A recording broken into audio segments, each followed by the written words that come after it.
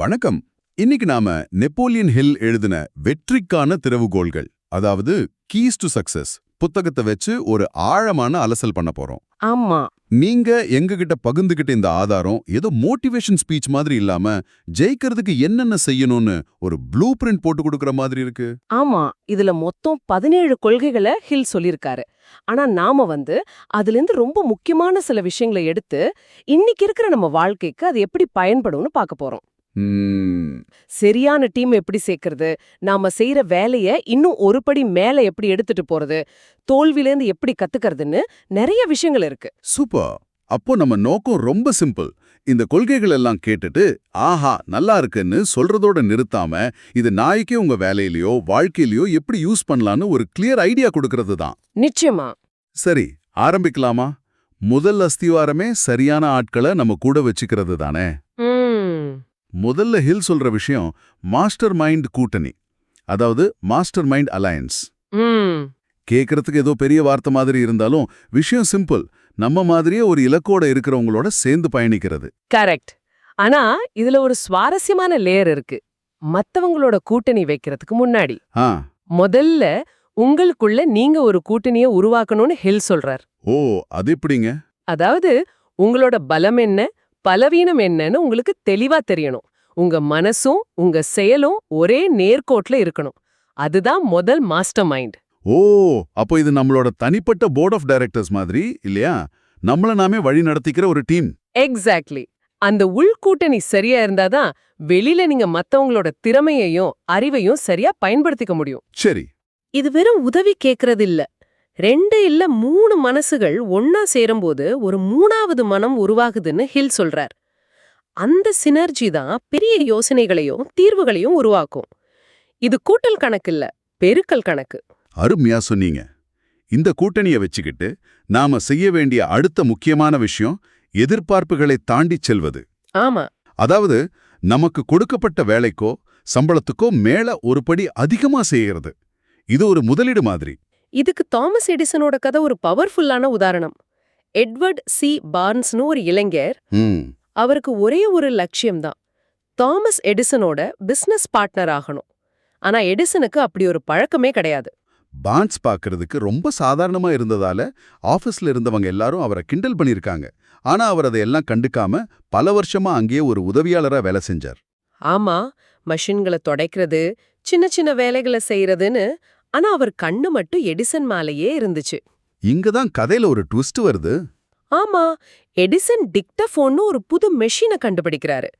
ஆனா அவரோட சேல்ஸ் டீமுக்கே அதை விற்க தயக்கம். ஏன்? குரலை பதிவு செய்யற இந்த மெஷினை யாரு வாங்குவான்னு அவங்க யோசிச்சாங்க. அந்த தயக்கம்தான் பார்ன்ஸுக்கு ஒரு வாய்ப்பா மாறுச்சு. சரியா சொன்னீங்க. யாருமே சொல்லாம அவரே முன்வந்து அந்த பொறுப்பை எடுத்துக்கிட்டாரு. இதுக்காக அவர் கூடுதல் சம்பளம் எதுவும் கேட்கல. தன்னோட உதவியாளர் சம்பளத்தையே வச்சுக்கிட்டே நியூயார்க்குக்கு போய் 1 மாசம் கஷ்டப்பட்டு 7 மிஷின்களை வித்துட்டு திரும்பினாரு. அதோட நிக்கல, நாடு முழுக்க இதை எப்படி விக்கலான்னு ஒரு பெரிய பிளானோட வந்தாரு. வாவ்! இத பார்த்த எடிசனுக்கு அதிர்ச்சி கலந்த ஆச்சரியம்.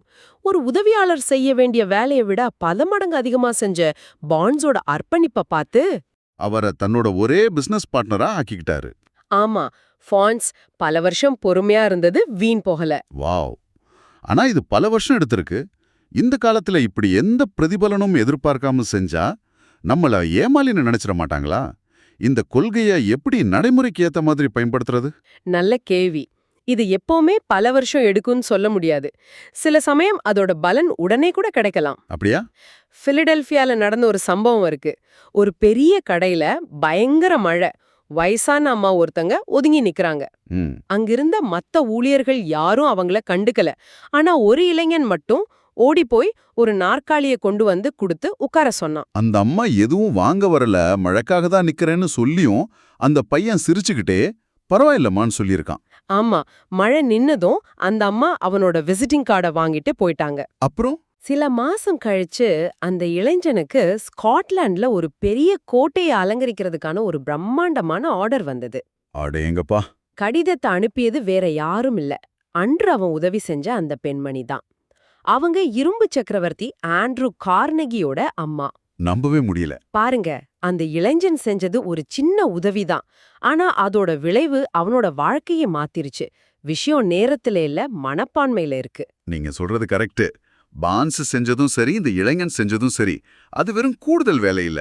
இல்ல, யாருமே சொல்லாம அவங்களா முன் வந்து செஞ்சிருக்காங்க. இதுதான் நீங்க சொல்ல போற அடுத்த முக்கியமான கொள்கையான தனிப்பட்ட முன்முயற்சி, பர்சனல் இனிஷியேட்டிவ் இல்லையா? சரியா புடிச்சிங்க. இதுதான் வெற்றி பெறும் நபர்களுக்கும் மத்தவங்களுக்கும் உள்ள பெரிய வித்தியாசம். சொன்னதை மட்டும் செய்யறவங்க ஒரு வகை. சரி, எதையுமே செய்யாதவங்க இன்னொரு வகை.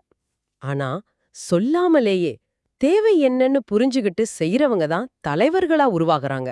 இதுக்கு 2ஆம் உலகப் போர்ல நடந்த ஒரு சம்பவம் பத்தி சொல்லுவாங்களே, ஹென்றி கைசர் கதை.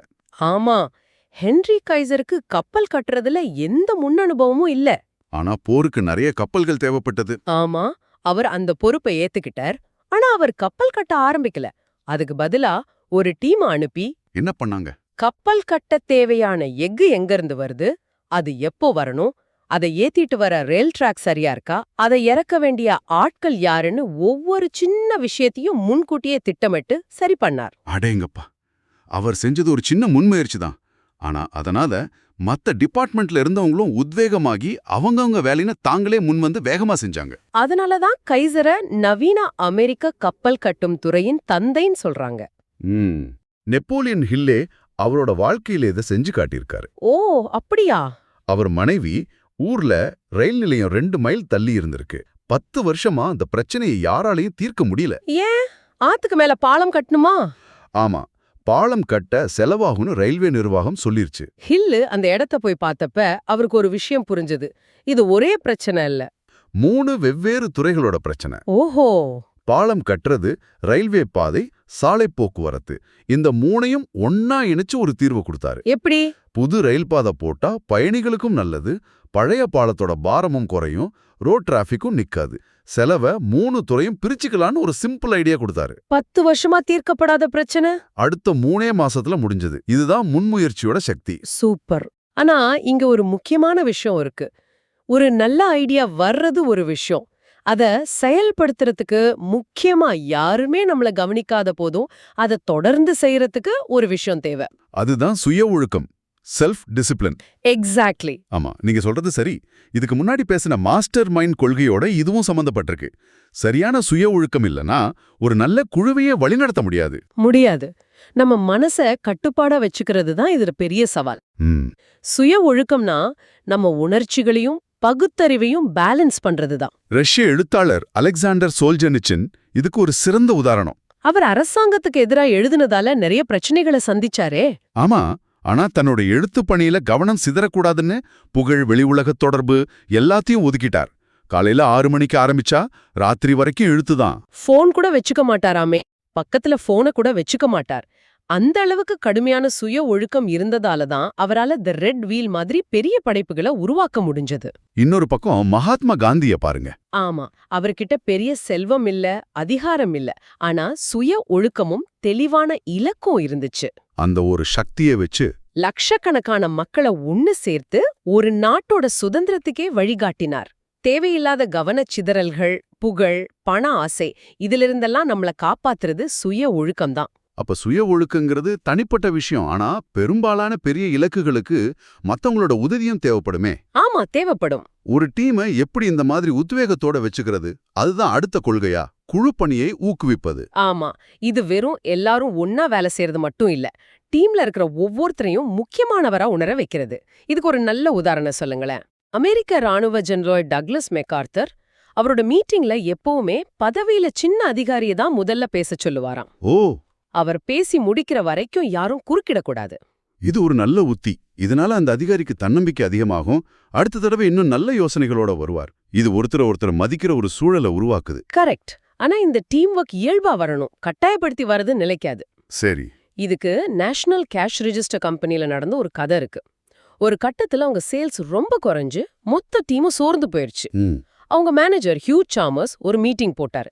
எல்லாரும் ஒவ்வொரு காரணம் சொன்னாங்க. பொருளாதாரம் சரியில்லை, கஸ்டமர்ஸ் ஆர்வம் காட்டல, எலெக்ஷன் வருதுன்னு. ஆமா, ஹியூ அமைதியா கேட்டுட்டு மீட்டிங்கை நிறுத்திட்டு அங்க ஷூ பாலிஷ் போடுற ஒரு சின்ன பையனை கூப்பிட்டாரு. எதுக்கு? இங்க உன்னோட அனுபவம் என்னன்னு கேட்டார். அந்த பையன் சொன்ன பதில் எல்லாரையும் ஆச்சரியப்படுத்திருச்சு. என்ன சொன்னா? அவ சொன்னா, எனக்கு முன்னாடி இங்க வேலை செஞ்சவன் இந்த வேலையை பிடிக்காம விட்டுட்டு போயிட்டான். ஆனா எனக்கு இந்த கிடைச்ச வேலை ரொம்ப சந்தோஷம். நான் சம்பாதிக்கிறது கம்மிதான், ஆனா என் குடும்பத்தை காப்பாத்த முடியுது, கொஞ்சம் சேமிக்கவும் முடியுதுன்னு சொன்னான். அடேங்கப்பா, ஒரு சின்ன பையனோட மனப்பான்மை ஒரு பெரிய கம்பெனியோட மொத்த டீமையே மாத்திருக்கு. ஆமா, அந்த பையனும் அதே பொருளாதார சூழல்ல தான் இருந்தான். ஆனா அவன் வெளியில காரணம் தேடல. அவனோட மனப்பான்மை பாசிட்டிவா இருந்துச்சு.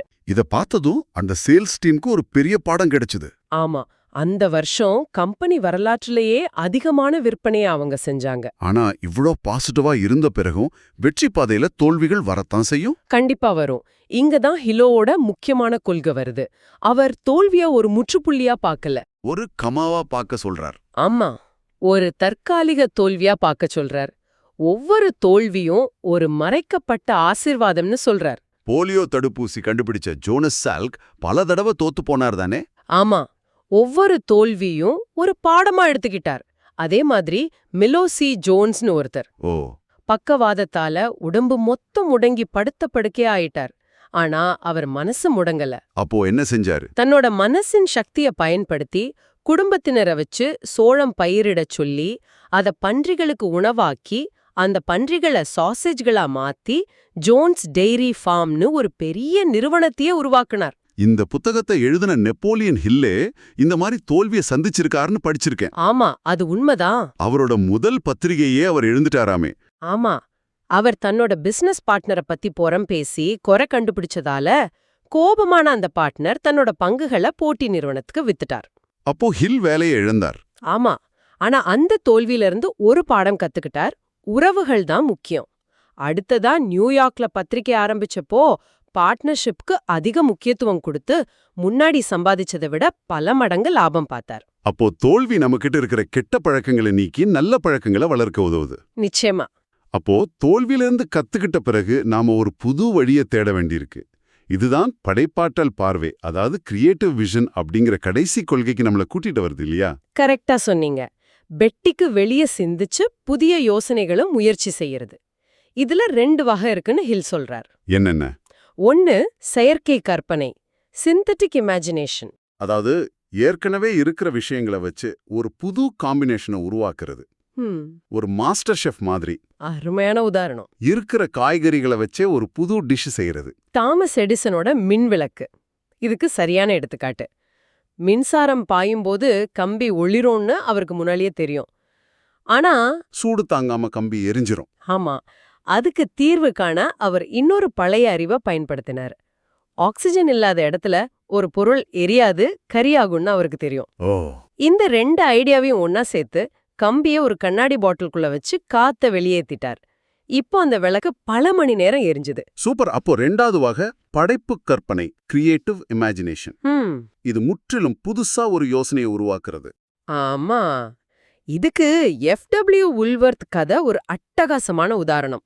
அவர் ஒரு கடையில வேலை செஞ்சப்போ விற்காம இருந்த பழைய சரக்குகளை பத்தி முதலாளி திட்டிட்டு இருந்தார். திடீர்னு உல்வர்த்க்கு ஒரு யோசனை. அந்த பழைய சாமான்களை எல்லாம் ஒரு டேபிள்ல கொட்டி எல்லாமே 5 சென்ட் அன்னூர் போர்டு வச்சார். வாவ், அந்த ஐடியா நிச்சயம் ஹிட் ஆயிருக்கும். ஹிட் மட்டும் இல்ல, எல்லா பொருளும் உடனே வித்து தீர்ந்தது. இந்த ஒரு ஐடியாவை வச்சு அவர் 5 and 10 ஒரு பெரிய கடையே ஆரம்பிச்சார். அந்த ஒரு புது யோசனை அவரை கோடீஸ்வரன் ஆக்கிருச்சு. இதுதான் படைப்பு கற்பனையோட சக்தி. அது உங்க இலக்குகள்ல கவனம் செலுத்த உதவுது. மத்தவங்கள பார்த்து பொறாமப்படாம உங்க பாதையில உங்களை நம்பிக்கையோட பயணிக்க வைக்குது. அப்படியானால் இந்த ஆழமான ஆய்விலிருந்து நாம் எடுத்துச் செல்ல வேண்டிய முக்கிய செய்திகள் என்ன? ஒரு சுருக்கமா சொல்லுங்களேன். இது எல்லாத்தையும் சுருக்குனா விஷயம் இதுதான். முதல்ல சரியான ஆட்களோட வலுவான உறவுகளை உருவாக்குங்க. ஆனா அதுக்கு முன்னாடி உங்களுக்கும் உங்க மனசுக்கும் ஒரு நல்ல உறவை ஏற்படுத்துங்க. நீங்க செய்யற வேலைய ஒரு படி மேல செய்யுங்க. அதுக்கு உடனடி பலன் கிடைக்குதா இல்லையான்னு யோசிக்காம அதை உங்க குணமா மாத்திக்கோங்க. சரி. மத்தவங்க சொல்றதுக்காக காத்திருக்காதீங்க. நீங்களே முன்முயற்சி எடுங்க. சுய ஒழுக்கத்தோட மனச கட்டுப்படுத்துங்க. தோல்வி வந்தா அதை ஒரு பாடமா நினைச்சு அதிலிருந்து கத்துக்கிட்டு முன்னாடி போங்க. கடைசியா உங்க படைப்பாற்றலுக்கு உயிர் கொடுங்க. புதுசா யோசிக்க பயப்படாதீங்க. வெற்றிங்கிறது ஒரே நாள்ல நடக்கிற மேஜிக் இல்ல, அது ஒரு பயணம். ஆமா, இந்த கொள்கைகளை பின்பற்றுவதன் மூலம் உங்க குணநலன்களை நீங்க மேம்படுத்திக்கிறீங்க. நீங்க எங்க இருக்கீங்கிறது முக்கியம் இல்ல, உங்க மனசு உங்களை எங்க கூட்டிட்டு போகுதுங்கிறது தான் முக்கியம். தொடங்குவதற்கான சரியான நேரம் இதுதான். தேர்வு உங்களுடையது. சரி, இந்த உரையாடலுக்கு பிறகு நீங்க யோசிக்கிறதுக்கு ஒரு சின்ன கேள்வி. சொல்லுங்க. உங்க வாழ்க்கையில அது வேலையா இருக்கலாம், உறவுகளா இருக்கலாம், இல்ல உங்க தனிப்பட்ட வளர்ச்சியா கூட இருக்கலாம். நீங்க எதிர்பார்ப்புகளை தாண்டி செல்லக்கூடிய ஒரு சின்ன விஷயம் எதுவா இருக்கும்? அது ஒரு கூடுதல் புன்னகையா இருக்கலாம், இல்ல ஒரு கூடுதல் தொலைபேசி அழைப்பா இருக்கலாம். அத பற்றி சிந்தித்து பாருங்கள்.